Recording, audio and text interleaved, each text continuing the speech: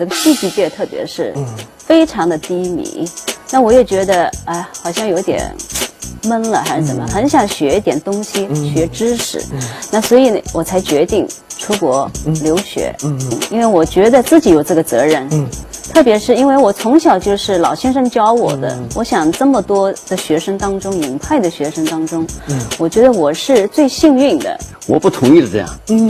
他说呢，你放心，这个对一个老人，对一个病人来说，实在是太残酷了，真的。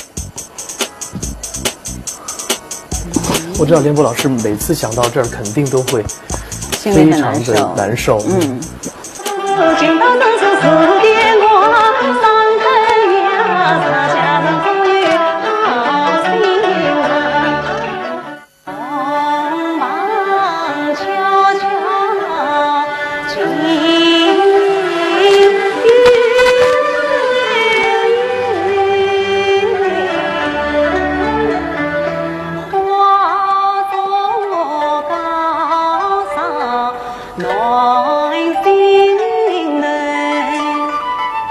各位观众朋友们，大家好，这里是名家名段任你点，我是陶海。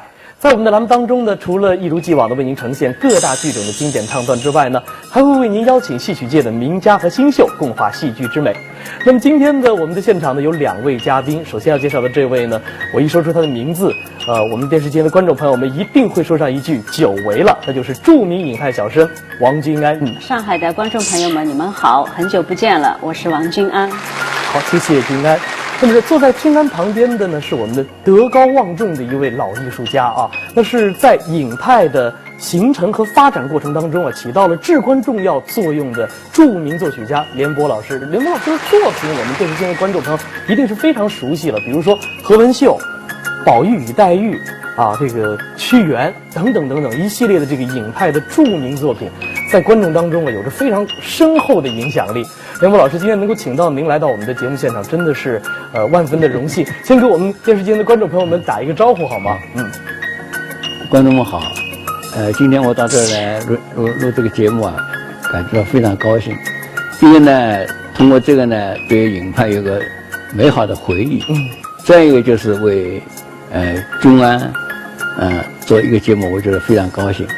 为君安做一个节目，也是为影派艺术做这档节目，是吧？好，谢谢2位。君安来到我们的节目当中呢，主要有2件事儿，对不对？对。第一件呢是，我知道你们正在这个策划一台这个非常大型的纪念影派的演唱会。是的，这个演唱会就是说定在1月20几号。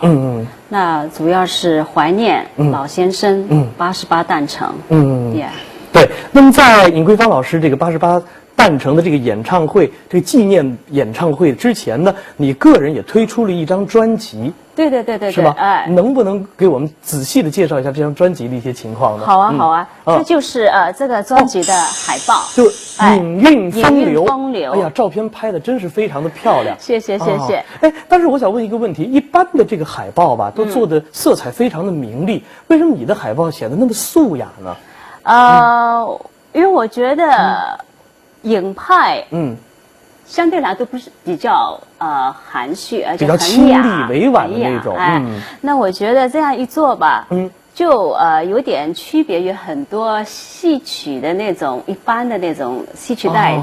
对。那我很想把这个粤剧呢，做成一种比较有国际性的。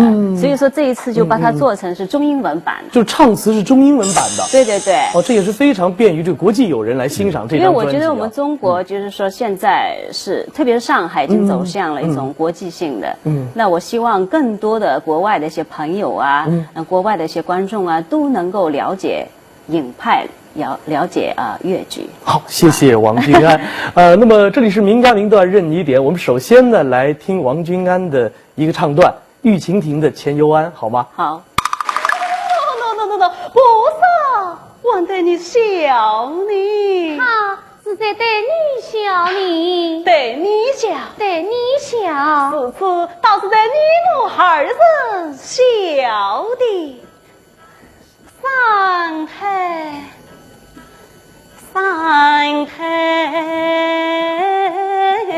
呀。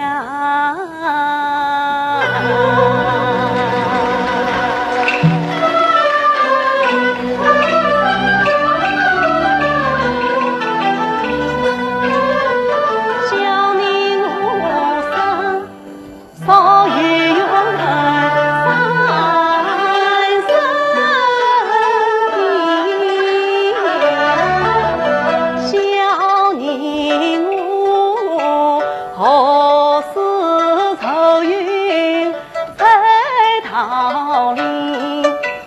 小你我二把苗岭桥同塞，小你我只因人不识，只因人。他想你松涛在里西城关，奶奶望君与亲分。他想我富贵荣华不在一人，但是路不功名。他想你因一尽是举众生，难举四句头坑。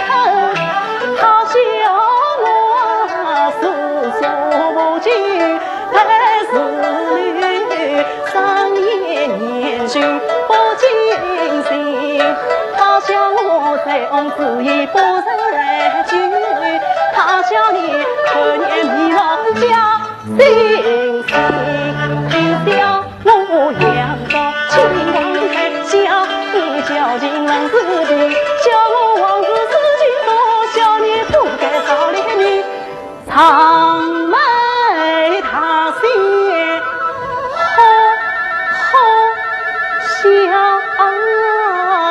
笑的是你爱我，我爱你，错过情长无此人，无此情。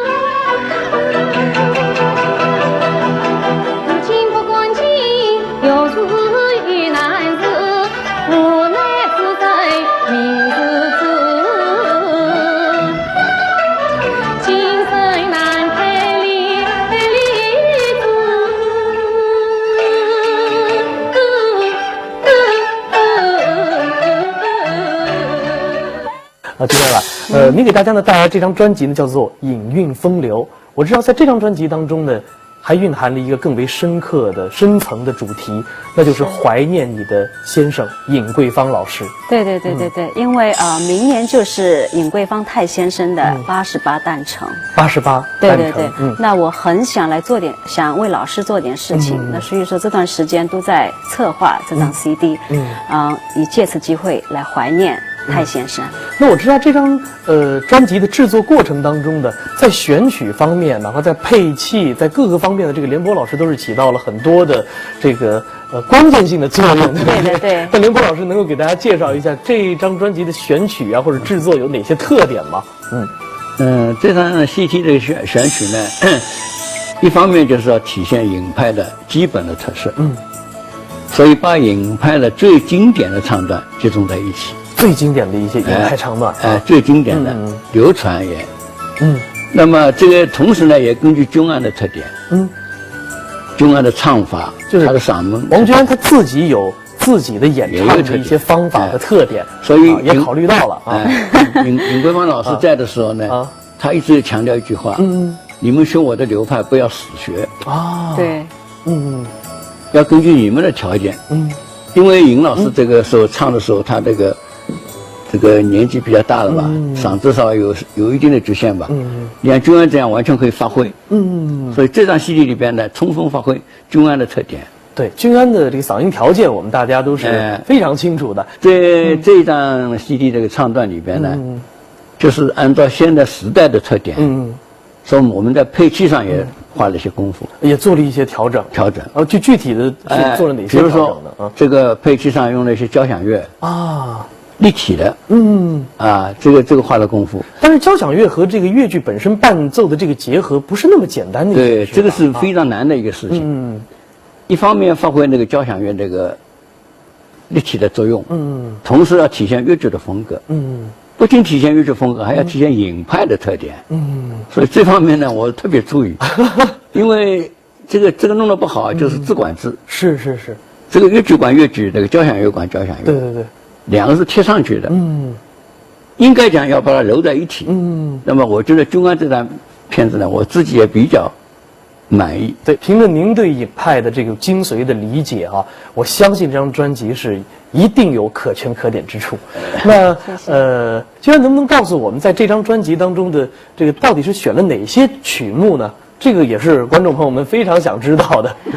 这张 CD 当中呢有浪荡子，桃花扇，玉蜻蜓，红楼梦，何文秀，其实都是一些尹派的，都是大家非常熟悉的这个对尹派的经典唱段。我相信这个电视机前的这个影迷们啊，一定是非常高兴，已经是迫不及待的期待这张专辑了。那这张专辑大概是什么时候可以跟观众朋友们见面呢？应该是在下个月演出之前，1月20几号吧。就是1月份就会发这张专辑。居然我还知道这张专辑是限量发行的，是吗？对，限量发行的，总共也只有几千套而已。几千套而已。对。那为什么会选择限量发行这种手段呢？因为我觉得要把它做得好，所以各个方面都非常的到位、仔细，所以说质量上各个方面都比一般的都要高，特别在印刷上，我也里面特别就是说印刷子文字我中英文版因为这些东西我就想把它做成是一种比较好的，然后收藏价值的。唱词是中英文版的。对，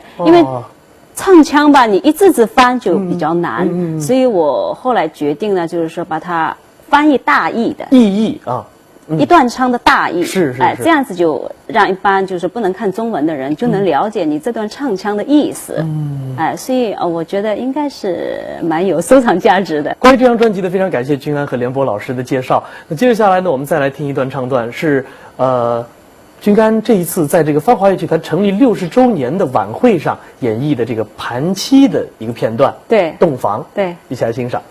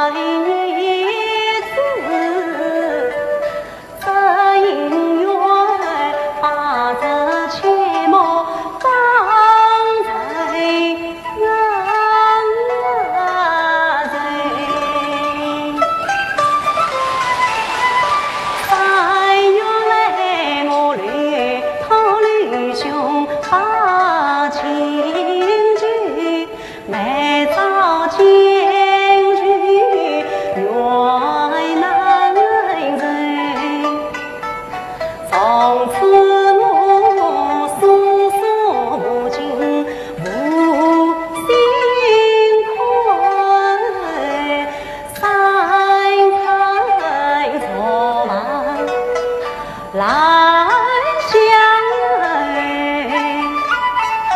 三五所在飞茫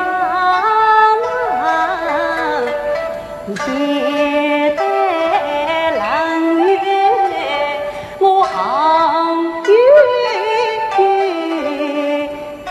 晚风有人不辞诉，一鬓相思殷勤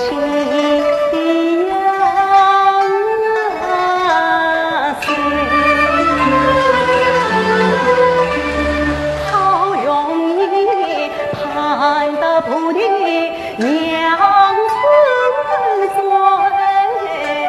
洒走了三界鸳鸯在，今日东望三足情，花早落地永不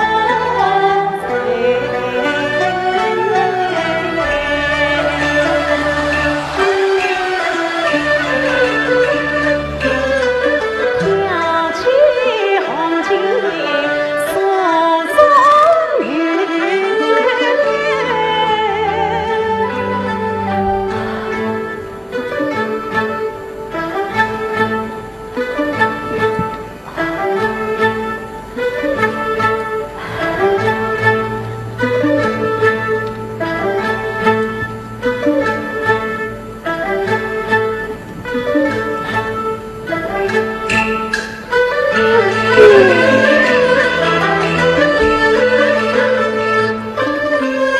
见娘子必促见子，更君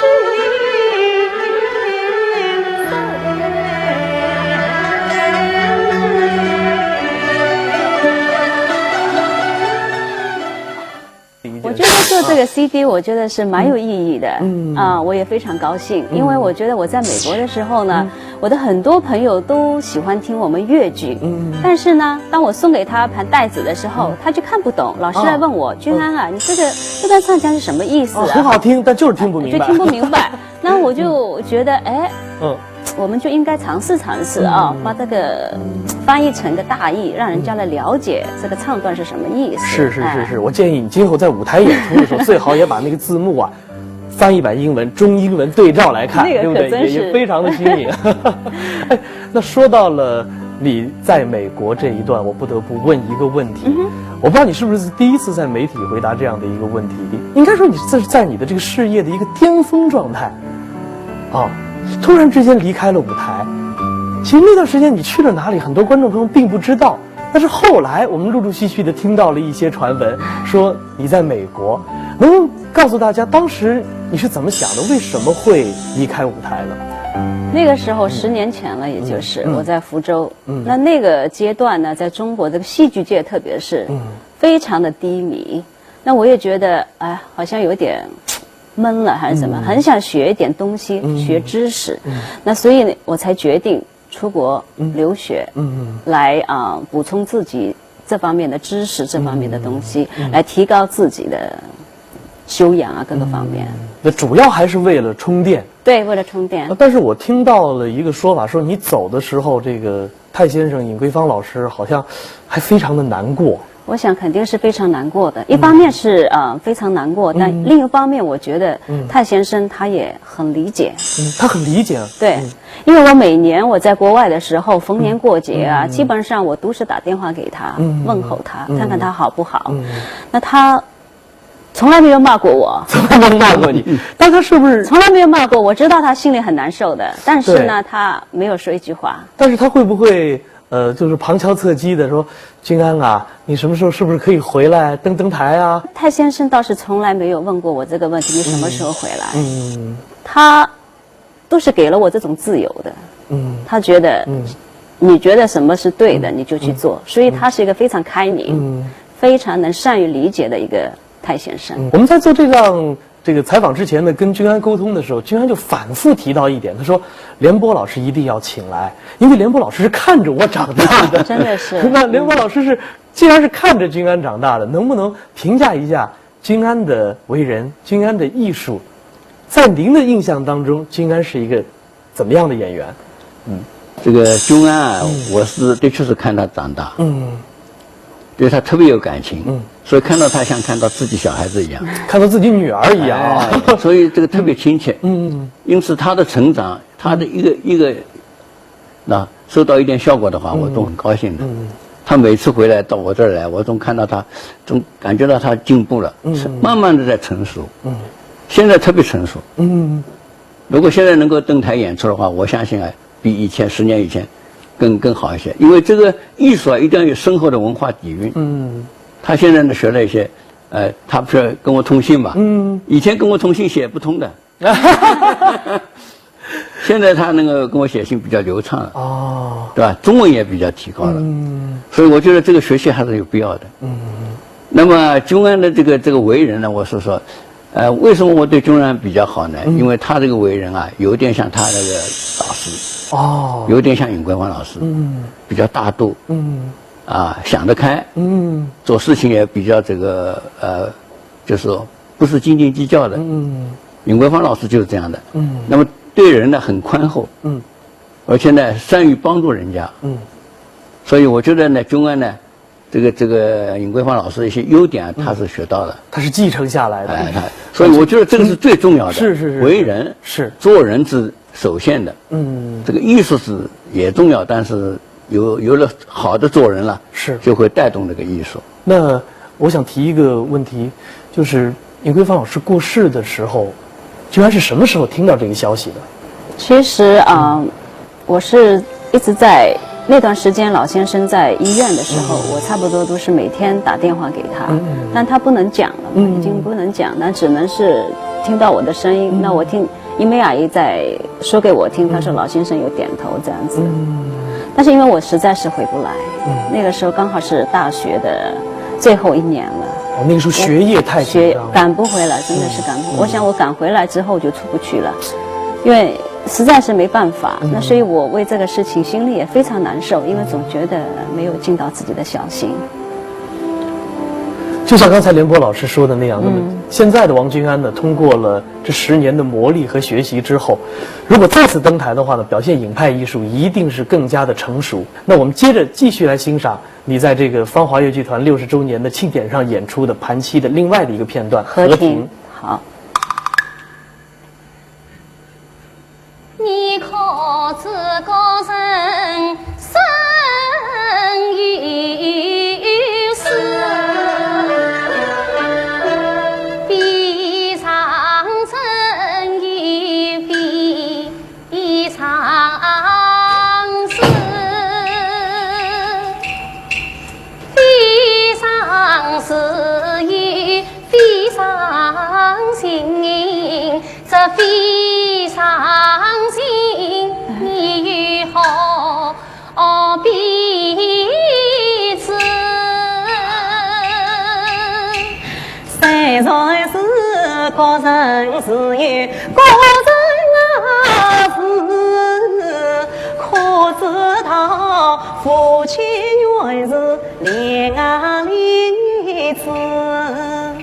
娘子心中有非常事，只怕乃妹我两若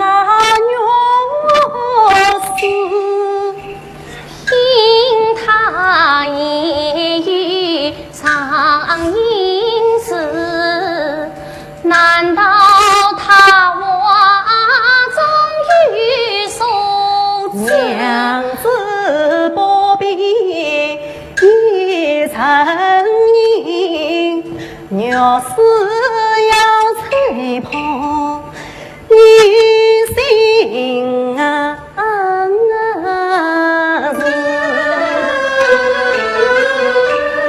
你不是蓬莱仙家子，何必话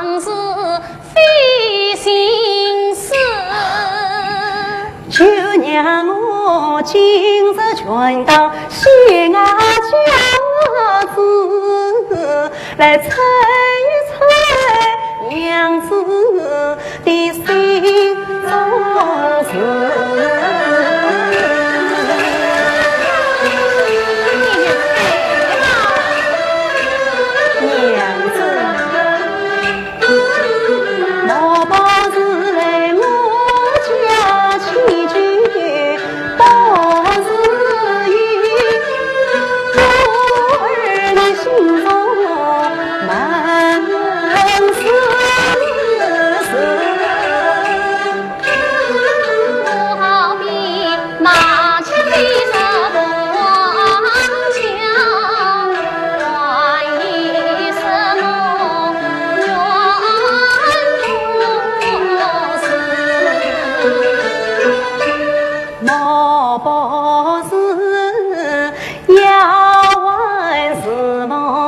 你不诚心，你不还差情，他应生子。呀，怪是梦无差池，以我梦共相思。莫不是我娘亲待你来欺养，你生日为穷奈我妻子。灵堂是生前高明为夫人，岂为得欺压小辈十里一次？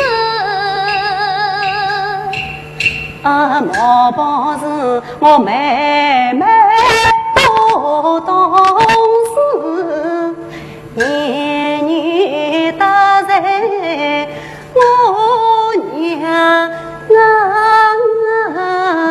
子。灵媒出言已不是此，我一贯今生一态无知。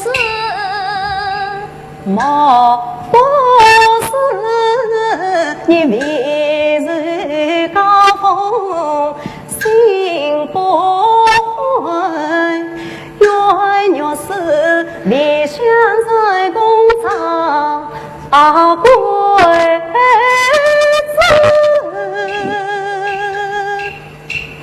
富贵荣华好早前，何劳阴阳操心事？莫不是你另有阴晴别有此，姻缘不缘配鸟死。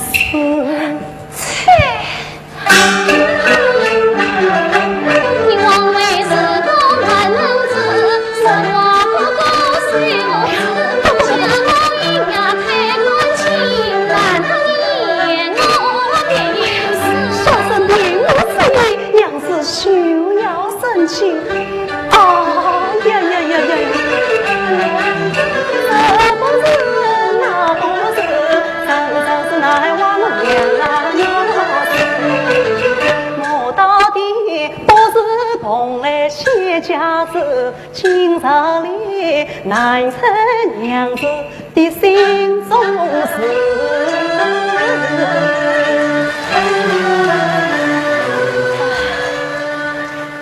那我知道这个廉颇老师跟李桂芳老师的合作啊，那岂是一朝一夕？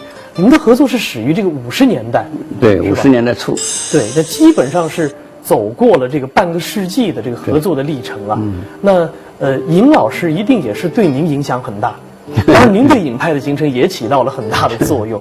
那能跟我们介绍一下，就是当时你们合作的一些情景吗？啊，这个我跟尹桂芳老师合作啊，是第一个戏就是何文秀，就是1953年的时候，那时候我是很年轻了，但是他很支持，那么何文秀里边有一段唱啊，就算命这一段，这一段其实很新的，是。不完全是影派了，从现在来听，都是在越剧的唱腔当中属于很新颖的，好像是融入了一些评弹的这种评弹也有韵韵在里面啊，评弹也有五零调啊，等等，好多因素，但是呢，基于这个影派当中，听起来既是影派，又是很跟那个算命那个情景结合起来。当时搞这段的时候呢，尹桂芳老师。这个很支持，他觉得这个好。我当时有点胆怯，是不是好像太过了，太放了？所以当年您是一个青年作曲，那周围也有很多专家，也有很多越剧界的人士，是不是也给您一些压力了呢？哎，对哦，当时我提出来，我弄好了以后，我不敢啊。尹桂芳老师说好的，就这样。哦，这尹老师肯定了。他说我来学，他很用功的学，专门研究，反复推敲。所以这段东西一直50多年过去了，这段东西还是成为一个影派的一个经典。是几乎每一个学习影派的小生都会演绎何文秀，对，就都会唱起最经典的算命这个。那么说到这个尹桂芳老师这个对艺术这个执着，那是很感人的事情。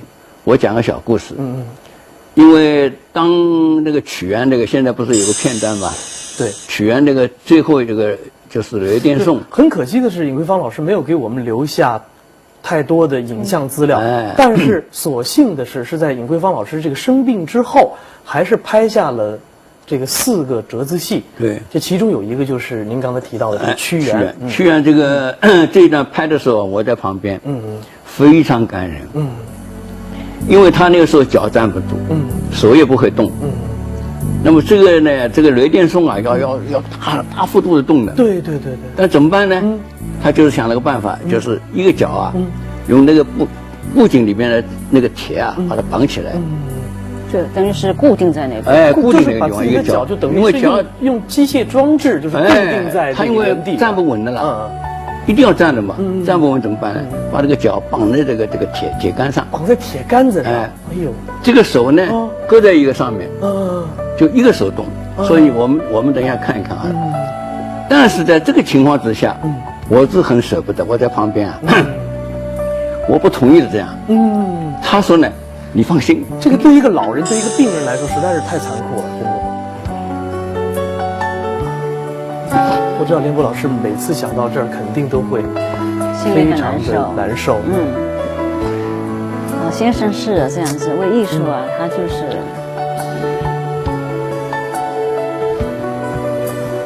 对不起啊，那么他呢一定要坚持，一定要这样站在那儿，一定要表演。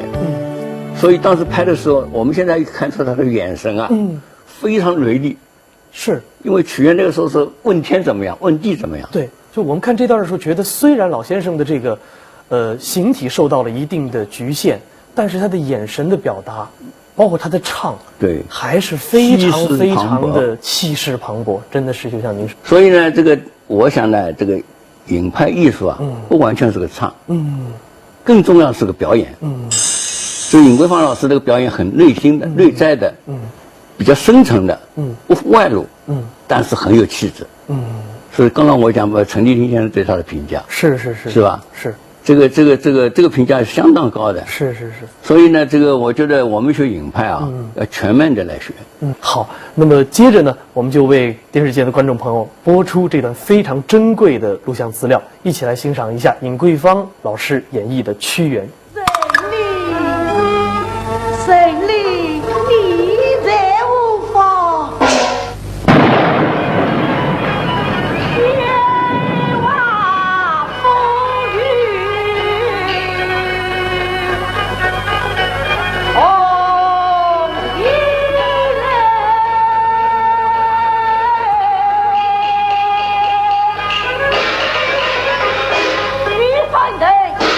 一分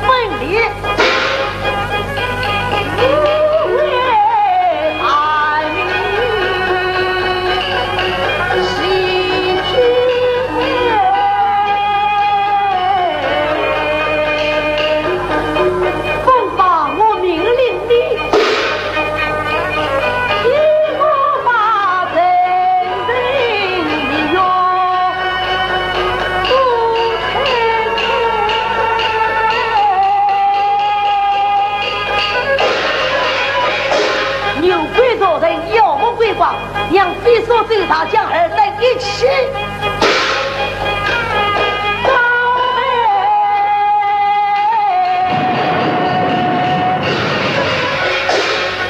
夜日里间才撇9天，他光顺顺变化万千，须知黑暗撇开。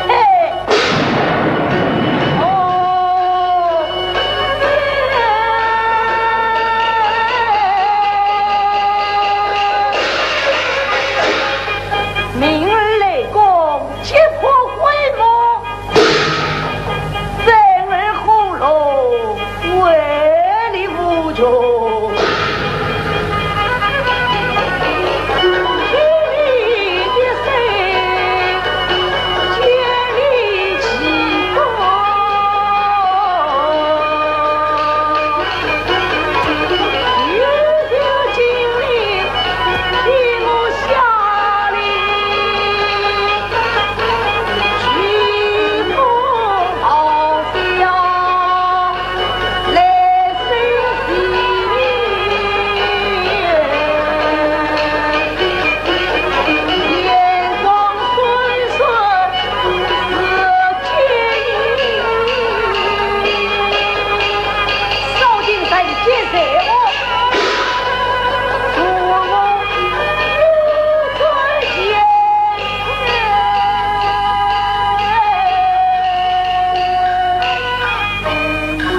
很多这个影派弟子啊，虽然说10生9影啊，但是好像很多的这个影派弟子都没有真正看过这个尹老师的这个现场的表演。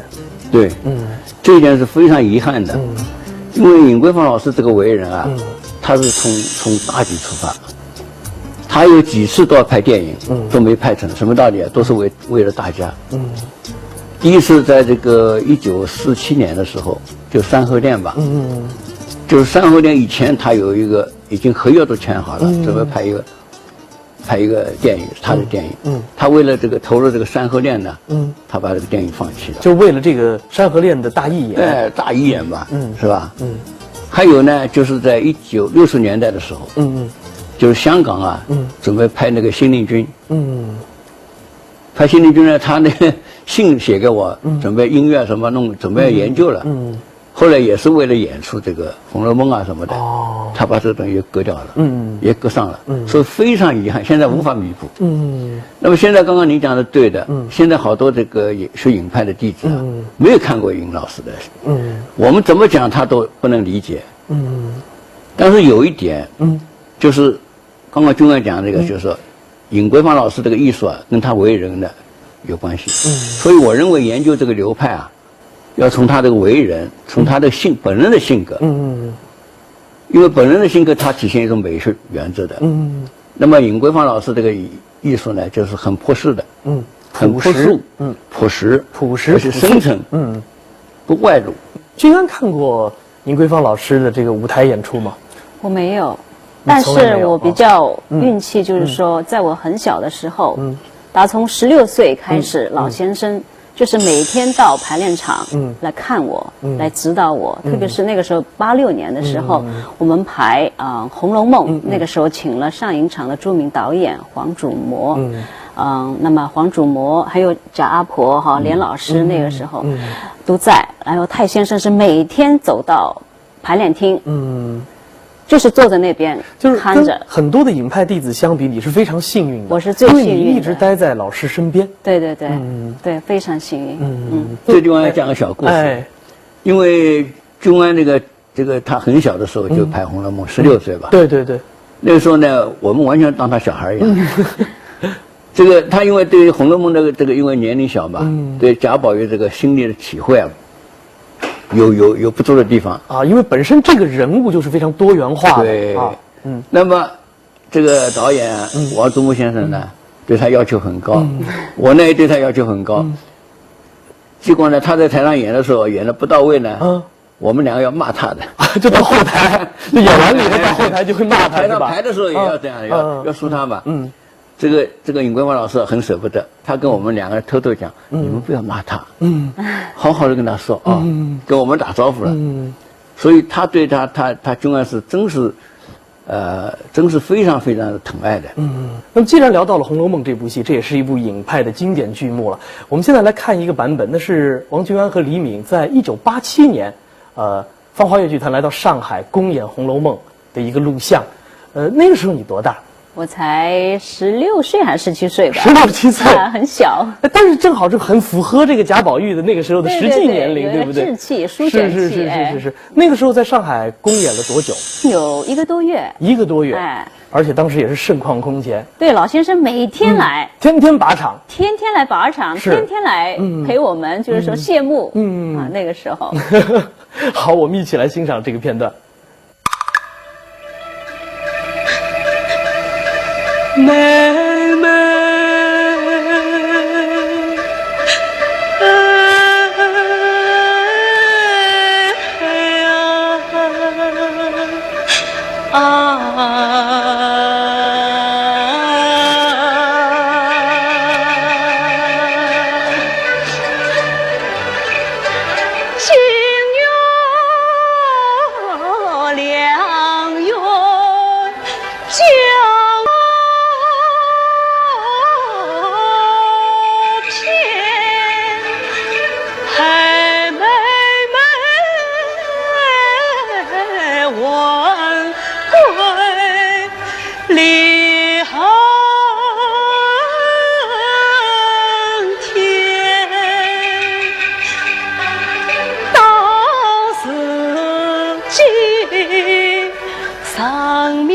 不知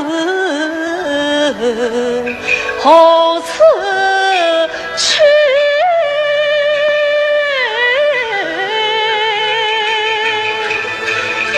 可留下苏州怕为害邻人。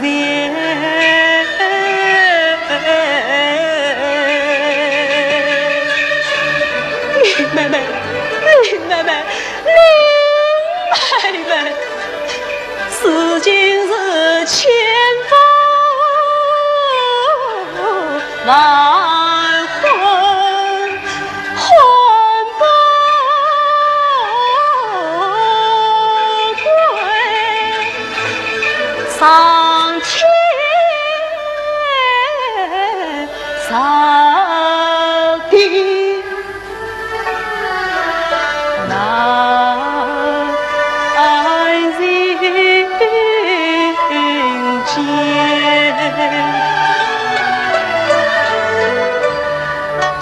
苦叹我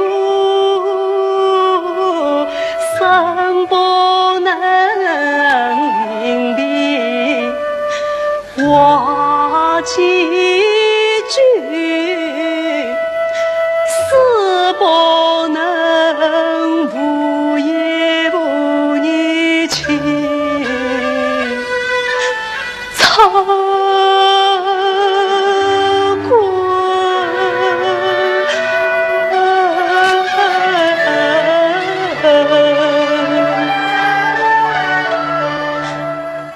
那么在欣赏这一段《红楼梦》的过程当中的这个廉颇老师一直是连连点头，并且说很轰动，当时的情形非常的轰动，当时也是真的是也是盛况历历在目啊，应该这么说。对，对，而且我们那个时候，我们这一批人都非常的整齐，哈，给观众一种很崭新的面目，就是芳华的崭新的面目哈。都是朝气勃勃的一些青年吧，是当时他们都是芳华新一代，因为我们那个时候刚刚毕业嘛，刚刚艺校毕业，但那个时候这个老先生还是亲自到现场来把场，每天来，每天来，每天必到，天天来。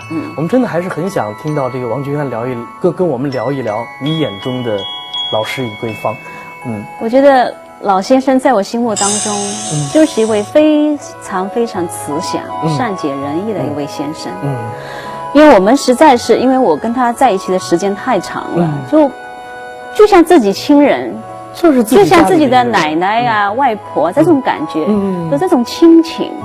就是说，其实现在我都很奇怪，我每次找要跟泰先生的照片，其实我没有一张好像像样的照片，我现在才发现，就是为了就是说制作这个 CD 的时候，我很想找一张，就是说我跟泰先生的一张合照，一张非常正规像样的一张合照，找不到吗？就没有。为什么找不到呢？就是那个时候，要不就是忽略了，还是什么呀？还是因为太亲近了？你知道，有的时候家里人反而经常在一起的时候，往往就没有一些很像样的照片，是不是？是，就是这种感觉。这是蛮遗憾的，但是。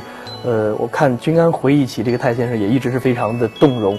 那我们现在再来看一段这个泰先生、尹桂芳老师和袁雪峰老师合作的一段影像，是《山河恋》送信的一个片段。你把私信交予我，我听你就多于那无有听。但是我也想和你打封信，不知小姐肯不肯？你把私信来交予我，我与你送一些信人。我不是私信，是口信，口信谁来呀？我记在心里。这个口信要上心，不可再与那旁人听。在我的口，在你的心，答应那举送要亲亲。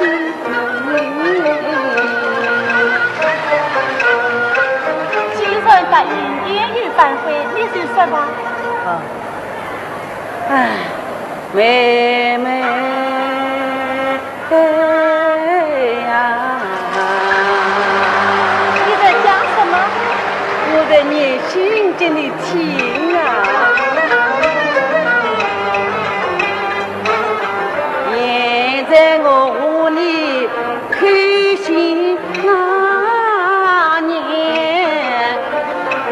就是当和你见了面，你的眉毛像天线，我无爱恋在心啊里，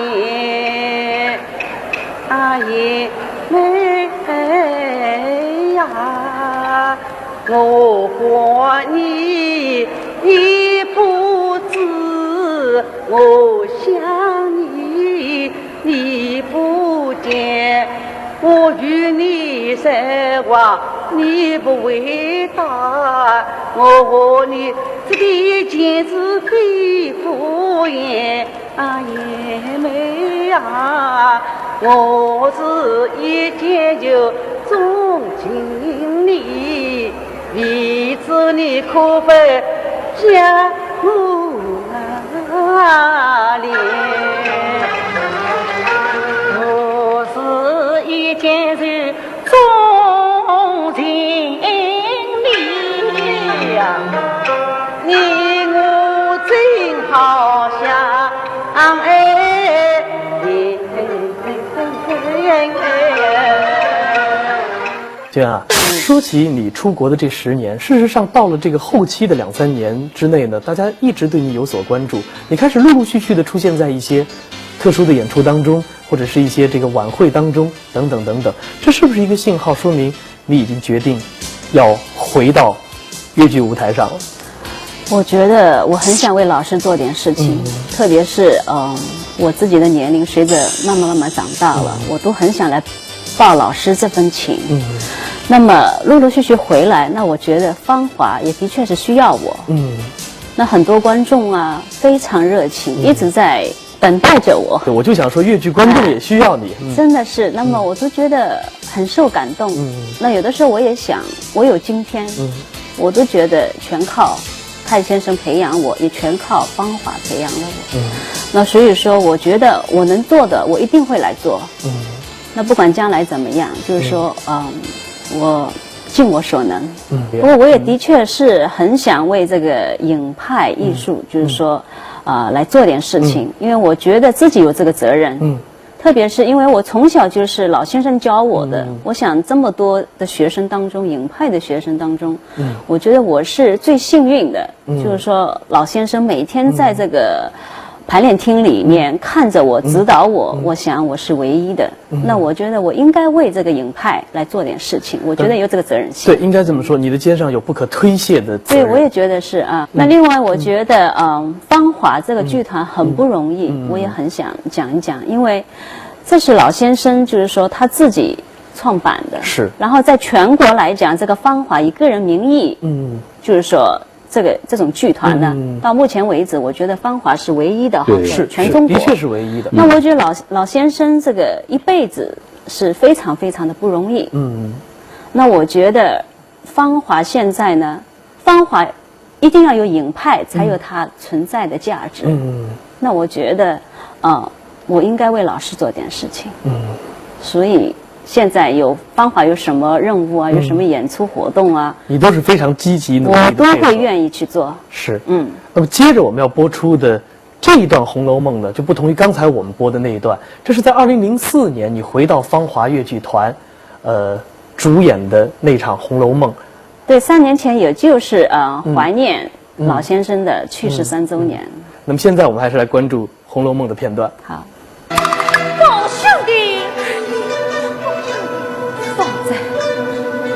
我明明与林妹妹曾一起，谁也万夫在旁里，怎么办？你说是都变了，都变了。为什么？为什么？算大家们总为此地，你所想，你所想，老子的。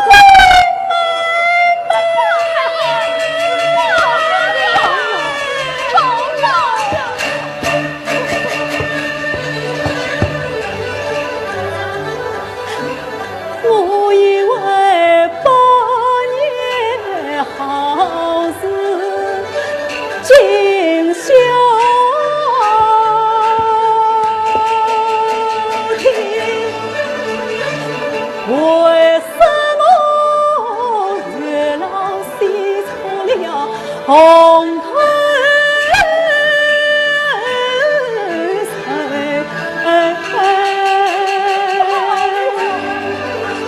为什么没愿错把花？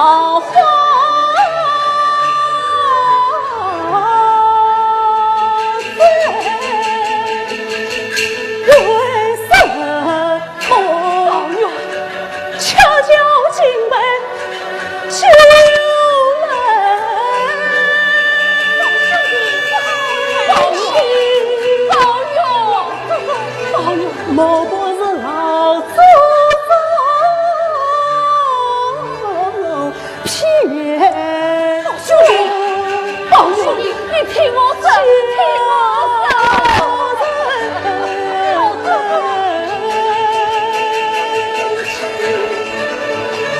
宝姐姐，关子，宝兄弟，我心。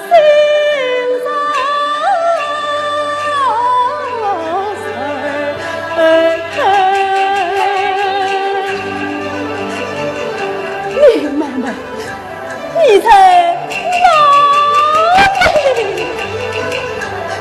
林妹妹呀，一定是七夕年少分。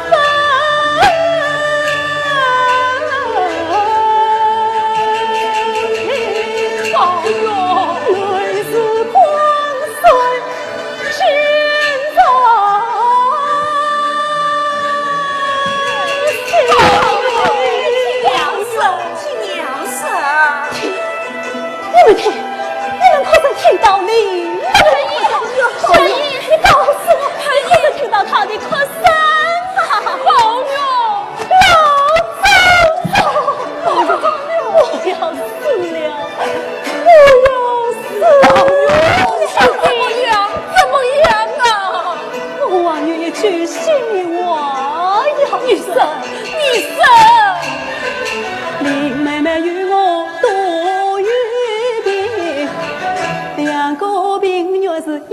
交给王九你，把我们放在一间哦，也好让同病相怜心靠心。我咋也能洒相见，死了也苦同问。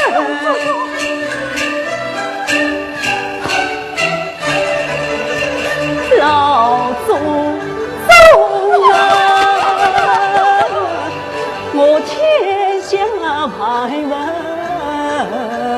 无所惧，此去妹妹红丝色。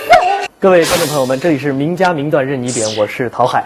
今天的节目呢马上就要结束了，再次感谢我们的两位嘉宾，著名影派小生王君安以及著名的作曲家廉颇老师。君安啊，那很多观众还是非常的惦念你，他们想知道你下一步的打算是什么？希望就是说下一步有一些好的剧本能来演一下，然后呢到上海全国各地来演出。好，我们也期待着。那么廉颇老师，通过这档节目，对于影派，对于君安，您还有什么话？赶紧嘱咐他几句。君安呢，这个我希望把影派全面的来继承，就全面的来理解这个影派的一些基本的特点。非常感谢电视前的观众朋友们收看了我们今天的节目。廉颇老师还有君安，我们一起跟电视前观众朋友们说上一声再见，好吗？再见，观众朋友们，再见。再见。1月1日、1月2日、1月3日，首先为您奉献3天节日大餐，元旦乐3天。1月1日，西厢记，人气小生徐标新期待已久，展现原派不凡功力。粤女争锋金奖选手吴群过一把小生张君瑞的戏瘾。陶海粉墨登场，扮演红娘，扮相好到你想不到。1月2日，珍珠塔，著名七派。